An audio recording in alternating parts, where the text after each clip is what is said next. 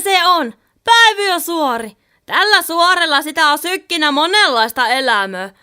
Sanotaan vaikka, että fokus on vaihtunut vuosikymmenien aikana. On ollut toria, kauppahallia, seurantalloa, tavaratalloa ja kaiken näköisiä kauppoja. Nykyisin hotellia ja baariloita. Kyllä mulla riittäisi noita tarinoita Päiviösuoresta. Mutta yksi on erityisesti jäänyt mieleen. Yhdestä likasta. Joo, likasta. Päive.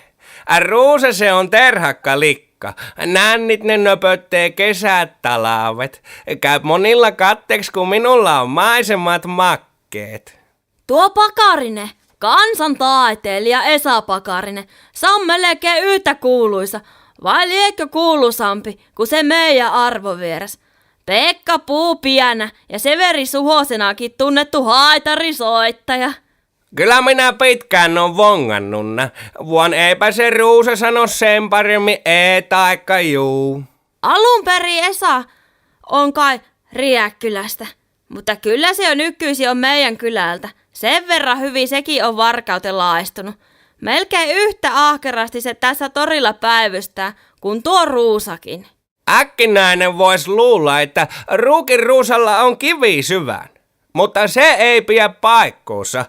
Hiljaisuushan se on myöntymisen merkki. Ja aina se Ruusa hymyillä, kun tuohon altalle uomupesulle eksyy oikeaan aikaan. Kyllä tuota venkuilua kaatois ja kuuntelis vaikka koko päivä. Mutta pitää mennä jo eteenpäin. Kun isä on sanona, että jos minä kerrankin vielä myöhästyn, niin tulloo tuperrapinat. Ja sitä paihti. Syyttävät vielä minuakin kohta siitä kadonneesta sormuksesta.